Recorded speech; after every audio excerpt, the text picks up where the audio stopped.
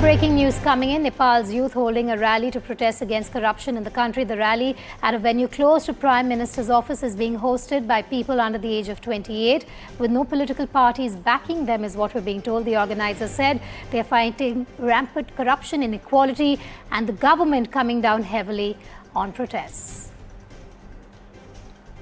Ghazali now joins me live from the newsroom. Ghazali, tell us what the latest is. The last time we spoke, we were talking about how this protest is by the younger generation, by the youth against the government there, against the Prime Minister, especially after the clampdown on social media sites.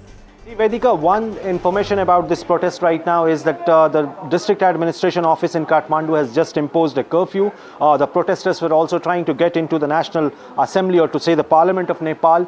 This protest has been organized by the young generation of Nepal, and this was announced in advance that on 8th of September, not just in Kathmandu but at other major locations and other cities, the protesters will gather against to protest against the rampant corruption in the government system, against the nepotism being practiced by the current government. Mr. Oli, the Nepalese Prime Minister, had earlier urged these young students or the young protesters, not just urged but in a sort of warning. He had said that when there is a curfew in place or when you are violating government guidelines or orders, you know what you will face. So in a kind of warning to these protesters, the Prime Minister had earlier spoken them not to get onto the streets to protest, but here we are that at multiple locations these protesters have gathered against the government's role as well as how the government has been performing there. Now this protest is not just being led by these young protesters in Nepal, but a large section is being driven by the diaspora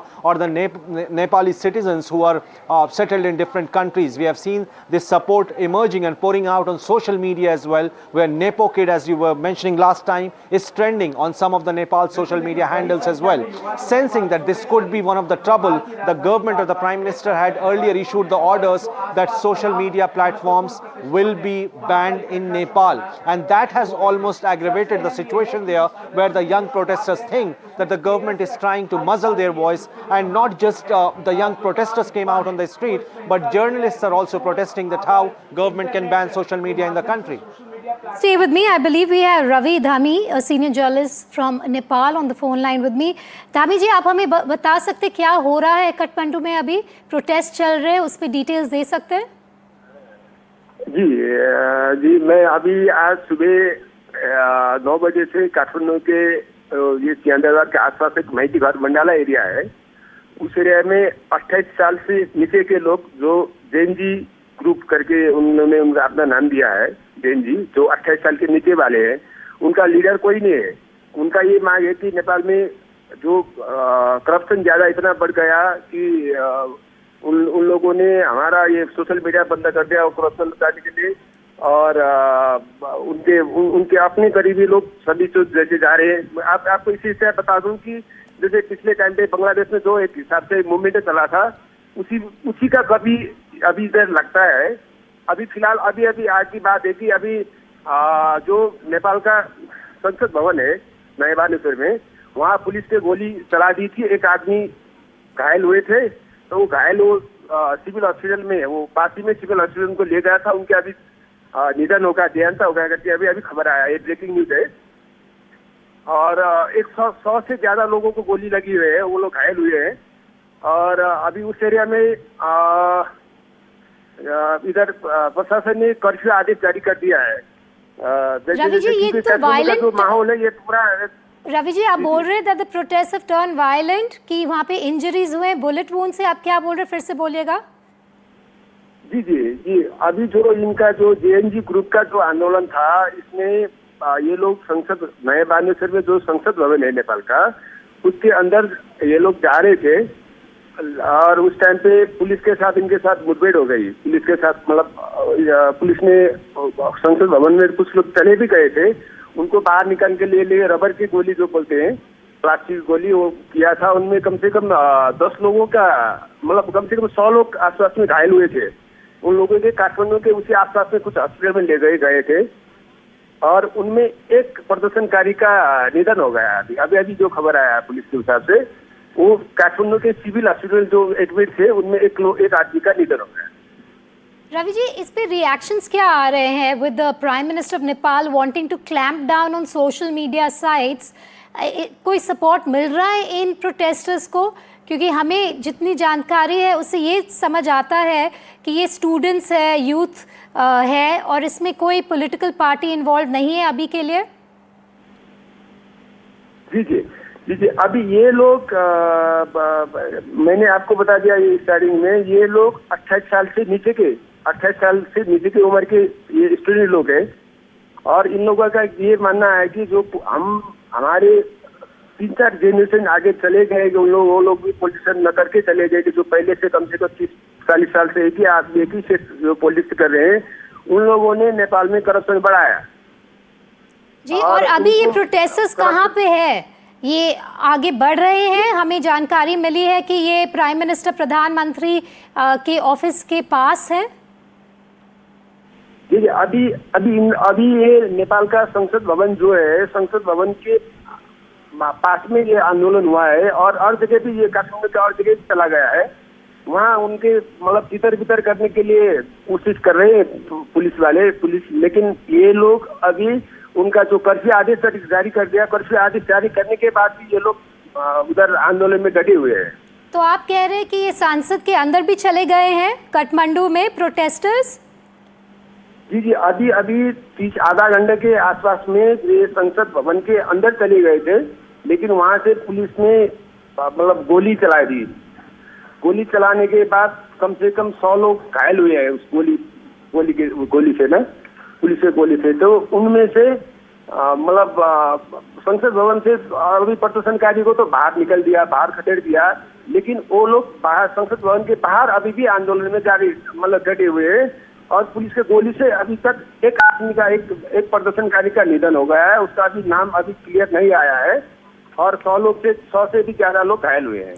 और अभी रात को 10 बजे तक काठमांडू के आसपास में जैसे प्राइम मिनिस्टर ऑफिस हो गया और प्रेसिडेंट ऑफिस हो गया और संसद भवन हो गया, इस एरिया में सभी एरिया में कर्फ्यू की आदेश जारी कर दिया है। Ravi ji, हमारे साथ बने रहिए. We just want to update our viewers on what you're seeing on the screens. We're being told by Ravi Dahan, a senior journalist from Nepal, that you had a lot of youth protesters on the roads in Kathmandu leading up to the Prime Minister's office. Some of them also attempted to enter the parliament there, and they were pushed out by the police, and these protests have turned violent after the police has also intervened. We're being told that there are injuries also and perhaps a casualty as well. But of course, as of now, NDTV cannot corroborate whether that casualty figure that Ravi is talking about just stands at 1. But tensions really high on the streets of Kathmandu. Ravi still with us on the phone line. Ravi ji, government क्या बोल रही है इसके बारे में? कोई reactions आ रहे हैं opposition से, government से? क्योंकि ये protest बहुत बड़ा हो गया है. जी, गवर्नमेंट को पता नहीं था। मुझे लगता है गवर्नमेंट को कल तक इतना मतलब इस हद तक ये आंदोलन जा सकता है, ये पता नहीं था। गवर्नमेंट की तरफ से आधिकारिक रूप से अभी तक कोई मतलब बयानबाजी नहीं आई है, लेकिन जो गवर्नमेंट काठमांडू जिला प्रशासन कार्यालय है, काठमांडू जिला प्रशासन कार्यालय ने आंदोलनकारी को संयमित होकर जाने के लिए बोला है। और उसमें मतलब जो आंदोलनकारी भी है वो कॉलेज के ड्रेस में भी उधर आंदोलन में गए हैं, पहुंचे हैं, स्कूल के ड्रेस में भी पहुंच रखे हैं। तो मतलब पुलिस को लिए भी शहर में मतलब इसको आंदोलन को कंट्रोल लेने के लिए थोड़ा दिक्कत अभी दिख रही है यार। रवि जी, हमें फिर से बताएं कितने लोग हैं इस आंदोलन में? जो हमें दिख रहा है स्क्रीन पे, इससे तो लग रहा है लगभग हजारों लोग हैं, स्टूडेंट्स हैं, यूथ के लोग हैं। हमें और डिटेल्स दीजिएगा। जी, मैं अभी काठमांडू पुलिस के अभी जो इधर का SSP ईश्वराज अधिकारी वो ऑफिसर है, वो आंदोलन में भी वो लीडिंग कर रहे हैं। मतलब उनका देखने के लिए उनका आंकड़ा नहीं है कि 30,000 प्लस ये अभी आंदोलनकारी अभी काठमांडू के सड़क में है। All right, you're seeing on your screen some shots coming in, violent shots from the streets of Kathmandu that we have on our screens here. You have the youth that's been protesting. We're being told some of them even tried to enter the parliament there and they were pushed out, after which there has been further violence in the area. According to a journalist that we just spoke to, Mr. Ravi, he says about 100 people have been injured in these protests. There could also be a casualty. We're trying to get you more voices from Kathmandu.